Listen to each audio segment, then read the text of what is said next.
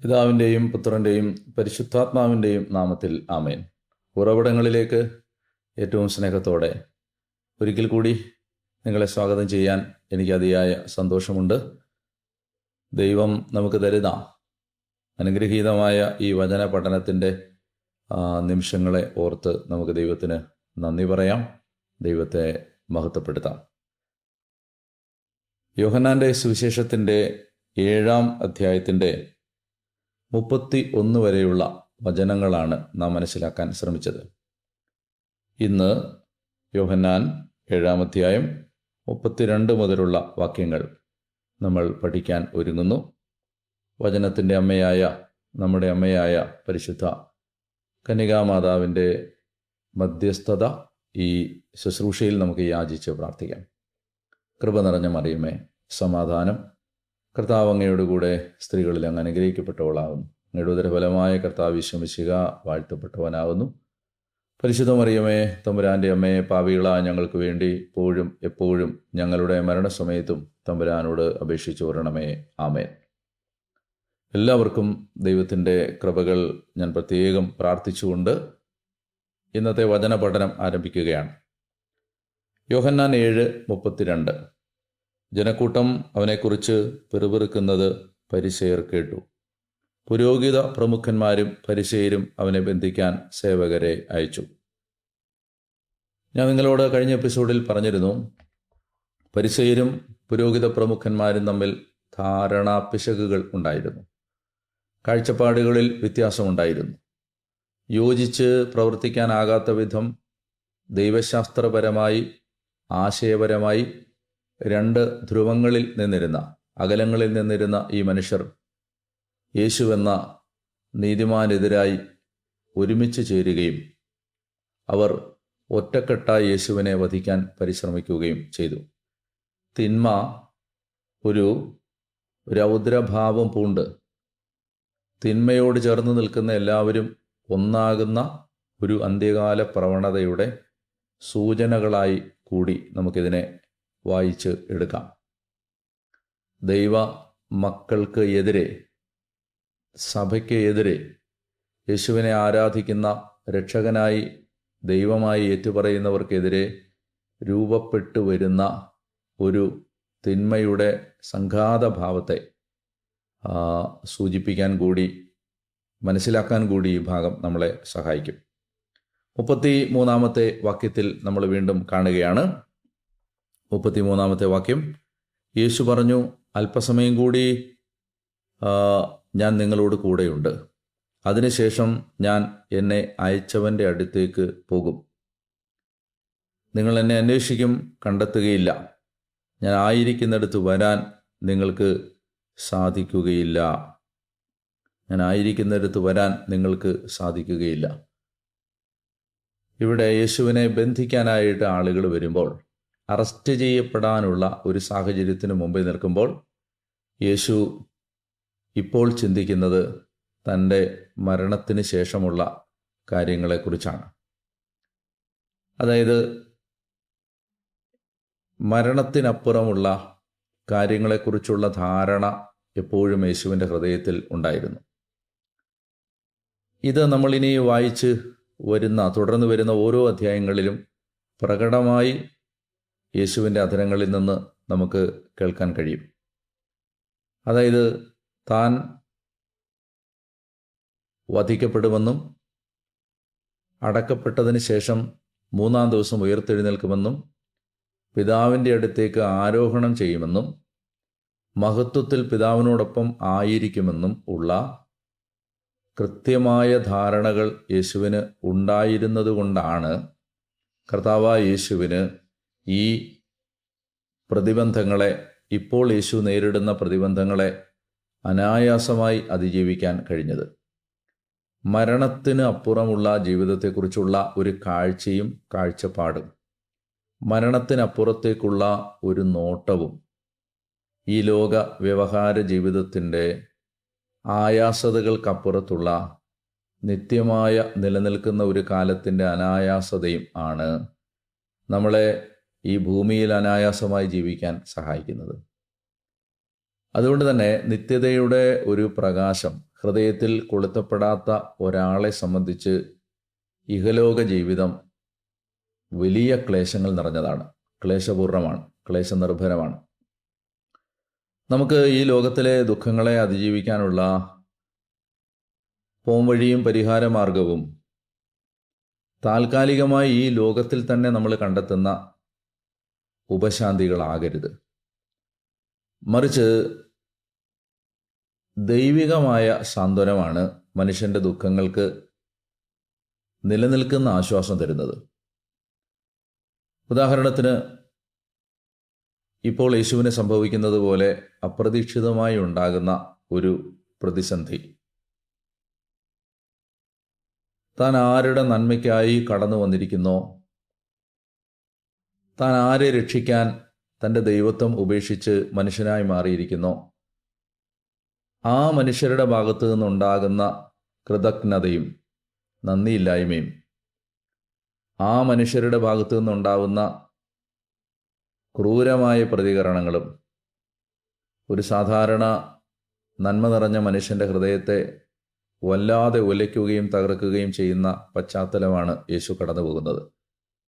ആ പശ്ചാത്തലത്തെ നേരിടാൻ യേശുവിനെ സഹായിക്കുന്നത് മരണത്തിന് ശേഷം താൻ ആയിരിക്കുന്ന മഹത്വത്തിൻ്റെ സാന്നിധ്യത്തെക്കുറിച്ചുള്ള ഓർമ്മപ്പെടുത്തലുകളാണ്. എനിക്ക് നിങ്ങളോട് ഈ എപ്പിസോഡിൽ ഓർമ്മിപ്പിക്കാൻ ഞാൻ ആഗ്രഹിക്കുന്ന ഒരു കാര്യം,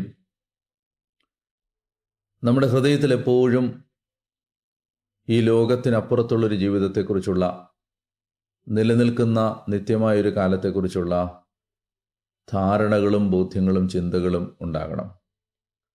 ഒരു പാദം ഈ ലോകത്തിലും മറ്റേ പാദം മറുലോകത്തിലും വെച്ച് ജീവിക്കേണ്ട ആളുകളാണ് വിശ്വാസികൾ. നിത്യതയെക്കുറിച്ച് കൃത്യമായ ഒരു കാഴ്ചപ്പാട് ഉണ്ടാകാതെ സുവിശേഷം നമുക്കൊരിക്കലും മനസ്സിലാവുകയില്ല. കാരണം അപ്പോസ്തലനായ പൗലോസ് പറയുന്നുണ്ട്, ഈ ലോക ജീവിതത്തിന് വേണ്ടി മാത്രം നിങ്ങൾ ക്രിസ്തുവിൽ പ്രത്യാശ വെച്ചിട്ടുള്ളവരാണെങ്കിൽ നിങ്ങൾ ലോകത്തെ മറ്റേത് മനുഷ്യരെക്കാളും നിർഭാഗ്യരാണ്. നമുക്ക് ഈ ലോകത്തിനപ്പുറത്തുള്ള ഒരു ജീവിതത്തെക്കുറിച്ചുള്ള ധാരണ, ഇതാണ് ഈശോ പറയുന്നത്. തന്നെ ബന്ധിക്കാൻ ആളുകൾ വരുമ്പോൾ അവൻ താൻ എത്തിച്ചേരാൻ പോകുന്ന മഹത്വത്തെക്കുറിച്ചാണ് സംസാരിക്കുന്നത്. ഇതൊരു കാര്യം. യേശു പറഞ്ഞു, അല്പസമയം കൂടി ഞാൻ നിങ്ങളോട് കൂടെയുണ്ട്, അതിനുശേഷം ഞാൻ എന്നെ അയച്ചവൻ്റെ അടുത്തേക്ക് പോകും. നിങ്ങൾ എന്നെ അന്വേഷിക്കും, എന്നാൽ കണ്ടെത്തുകയില്ല. ഞാൻ ആയിരിക്കുന്നിടത്ത് വരാൻ നിങ്ങൾക്ക് സാധിക്കുകയില്ല. നിങ്ങൾക്ക് എന്ന് ഉദ്ദേശിക്കുന്നത് യേശുവിനെതിരെ നിൽക്കുന്നവർക്ക് എന്നാണ്. അല്ലെങ്കിൽ ലോകം എന്ന് യോഹന്നാൻ ചിലയിടങ്ങളിൽ സൂചിപ്പിച്ച ഒരു അവസ്ഥയാണ്. നിങ്ങൾക്ക്, എന്നെ സ്വീകരിക്കാത്തവർക്ക്, എന്നെ വിശ്വസിക്കാത്തവർക്ക് ഞാൻ എത്തിച്ചേരുന്ന മഹത്വത്തിൻ്റെ ഇടങ്ങളിലേക്ക് കടന്നു വരാൻ കഴിയില്ല.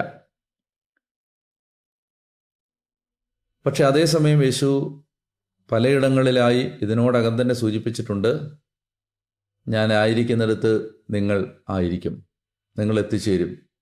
ഒരു സ്ഥലമൊരുക്കാനാണ് ഞാൻ പോകുന്നത്. ഞാൻ പോകുന്നിടത്തേക്ക് ഞാൻ നിങ്ങളെ കൊണ്ടുപോകും. അതാരെയാണ്? അത് അവൻ്റെ സ്നേഹിതരെയാണ്. അതായത്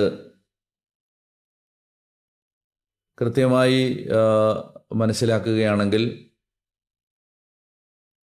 മനസ്സിലാക്കാൻ ആശയക്കുഴപ്പം ഉണ്ടാക്കുന്ന ഒരു പ്രസ്താവനയാണ് യേശു നടത്തുന്നത്. നിങ്ങൾക്ക് ഞാൻ ആയിരിക്കുന്നിടത്തേക്ക് വരാൻ കഴിയില്ല, എന്നാൽ അതേസമയം ഞാൻ എൻ്റെ സ്നേഹിതരുടെ ഹൃദയങ്ങളിൽ ആയിരിക്കുകയും ചെയ്യും. ഇതിനോടകം എത്രയോ തവണ, പ്രത്യേകിച്ച് 6-ാം അധ്യായത്തിൽ നമ്മൾ വായിച്ചത് ഓർക്കുന്നില്ലേ?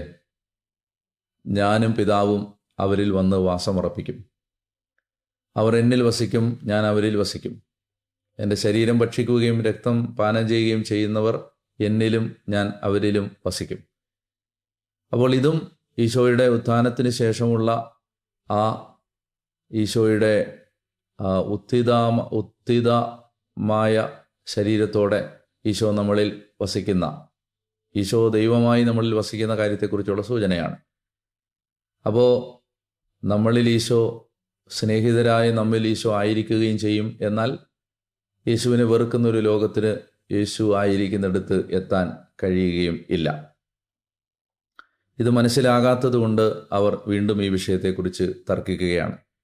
വാക്യം 35, യഹൂദർ പരസ്പരം പറഞ്ഞു, നമുക്ക് കണ്ടെത്താൻ കഴിയാത്ത വിധം എവിടേക്കാണ് അവൻ പോവുക? ഗ്രീക്കുകാരുടെ ഇടയിൽ ചിതറിപ്പാർക്കുന്നവരുടെ അടുക്കൽ പോയി ഗ്രീക്കുകാരെ പഠിപ്പിക്കാനായിരിക്കുമോ? യഹൂദന്മാരിൽ ചിലർ ഡയസ്പോറ ജ്യൂസ്, പ്രവാസികളായി കഴിഞ്ഞിരുന്ന യഹൂദന്മാർ ഗ്രീക്കുകാർ തിങ്ങിപ്പാർക്കുന്ന പ്രദേശങ്ങളിലുണ്ടായിരുന്നു. അലക്സാണ്ട്രിയയിലും മറ്റും ഉണ്ടായിരുന്ന യഹൂദന്മാർ. അപ്പോൾ അങ്ങനെ ഗ്രീക്കുകാരുടെ ഇടയിൽ ചിതറിപ്പാർത്തിരുന്ന യഹൂദർ യഹൂദമത ആചാരങ്ങൾ അനുഷ്ഠിച്ചിരുന്നവരുടെ ഇടയിൽ പോയി ഇപ്പോൾ നമ്മെ പഠിപ്പിക്കുന്നത് പോലെ പഠിപ്പിക്കാൻ പോകുന്ന കാര്യത്തെക്കുറിച്ചാകുമോ അവൻ സംസാരിക്കുന്നത് എന്ന് അവർ യേശു പറഞ്ഞ വചനങ്ങളെ തെറ്റിദ്ധരിച്ച് മനസ്സിലാക്കുകയാണ്. 36 വാക്യം, നിങ്ങൾ എന്നെ അന്വേഷിക്കും, കണ്ടെത്തുകയില്ല എന്നും ഞാൻ ആയിരിക്കുന്നിടത്ത് വരാൻ നിങ്ങൾക്ക് കഴിയുകയില്ല എന്നും അവൻ പറഞ്ഞ ഈ വചനം എന്താണ്? നിങ്ങൾ ശ്രദ്ധിച്ച് കൂടെ വരികയായിരുന്നെങ്കിൽ ഇതിനോടകം തന്നെ നിങ്ങൾക്ക് മനസ്സിലായിട്ടുണ്ടാവും. യേശുവിൻ്റെ വ്യക്തിത്വത്തെക്കുറിച്ച്, യേശുവിൻ്റെ ഐഡൻറ്റിറ്റിയെക്കുറിച്ച് വിവിധങ്ങളായ ആശയക്കുഴപ്പങ്ങൾ ജനത്തിൻ്റെ ഹൃദയത്തിൽ ഉണ്ടാവുകയാണ്. അത് പട്ടാളക്കാരുടെ അടുത്താവട്ടെ, പട്ടാളക്കാരുടെ ഹൃദയങ്ങളിലാവട്ടെ, അധികാരികളുടെ ഹൃദയങ്ങളിലാവട്ടെ, പരിസേയരുടെയും പുരോഹിത പ്രമുഖന്മാരുടെയും ഉള്ളിലാവട്ടെ, ഇനി സാമാന്യ ജനത്തിൻ്റെ ഉള്ളിലാവട്ടെ, കൃത്യമായി യേശുവിലേക്ക് നടന്നെടുക്കാൻ കഴിയാത്ത വിധം വല്ലാത്ത ഒരു ആശയക്കുഴപ്പത്തിൻ്റെ കാർമേഘങ്ങൾ അവരുടെ ഹൃദയങ്ങളിൽ ഉരുണ്ടുകൂടിയിട്ടുണ്ട്. ഇത് വല്ലാത്തൊരു അപായ സൂചനയായിട്ട് കൂടി നമ്മൾ എടുക്കേണ്ടതുണ്ട്.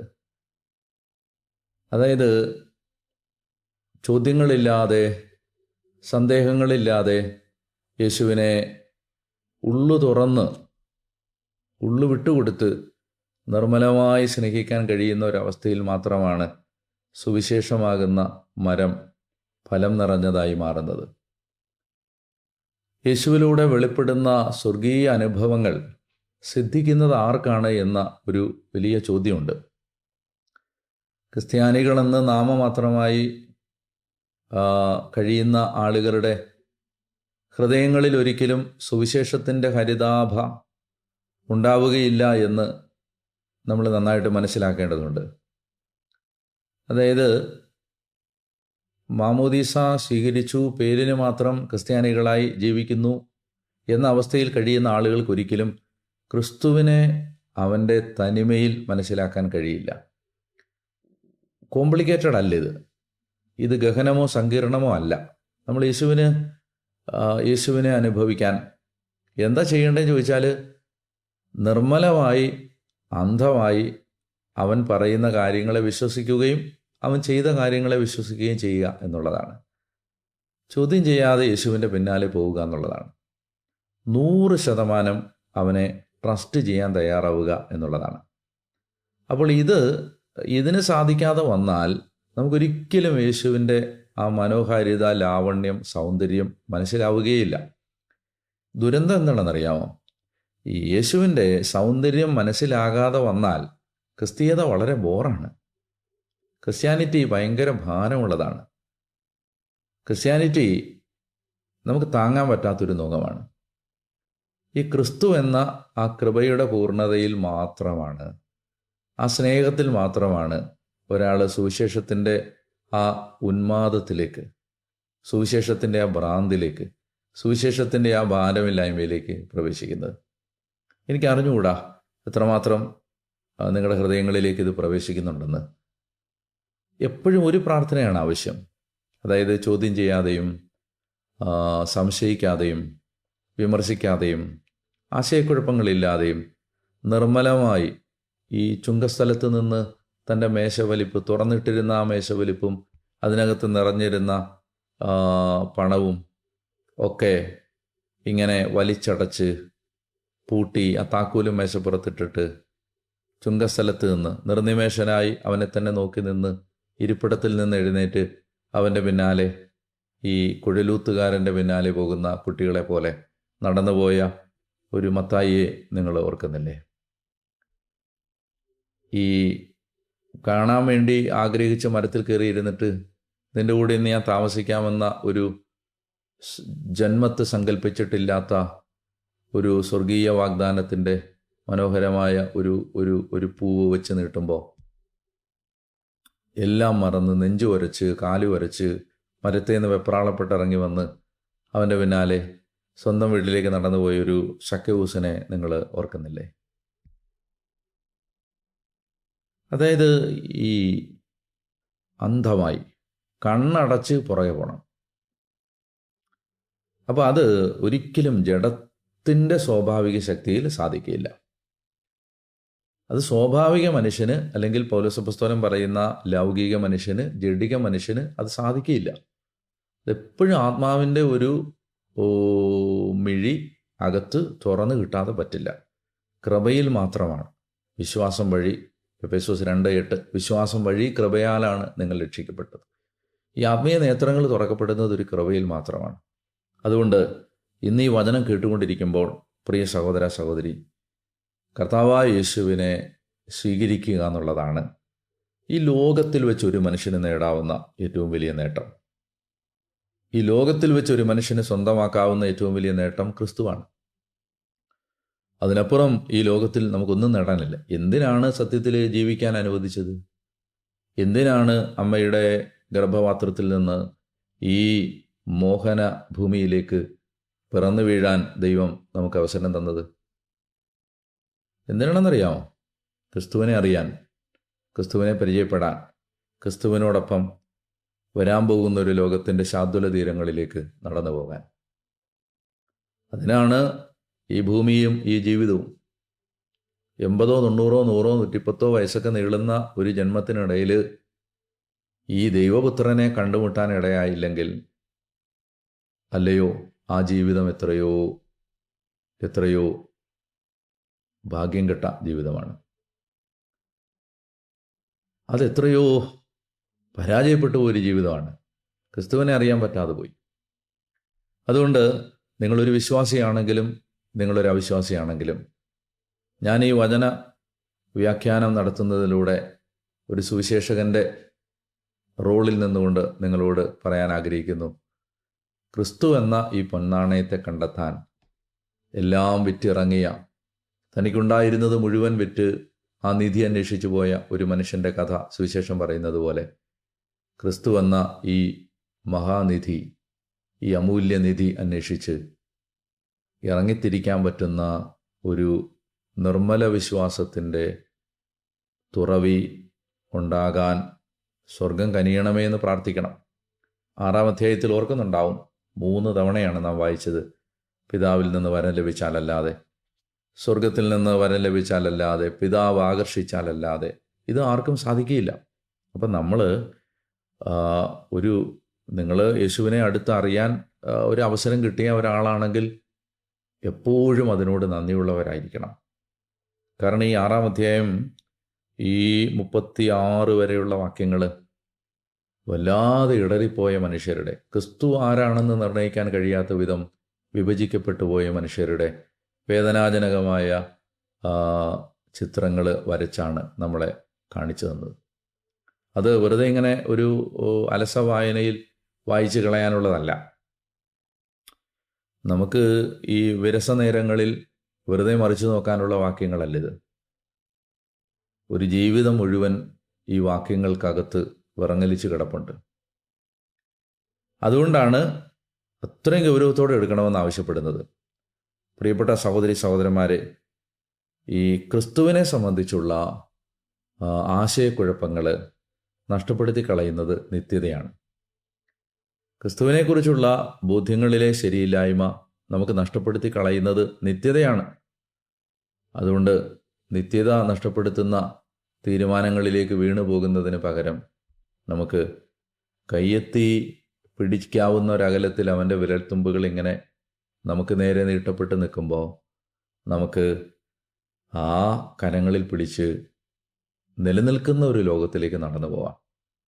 മങ്ങി മറയുന്ന മാറിമറിയുന്ന വീണുടയുന്ന ഈ മോഹഭംഗങ്ങളുടെ മോഹനഭൂമിയിൽ നിലനിൽക്കുന്നതൊന്നുമില്ല.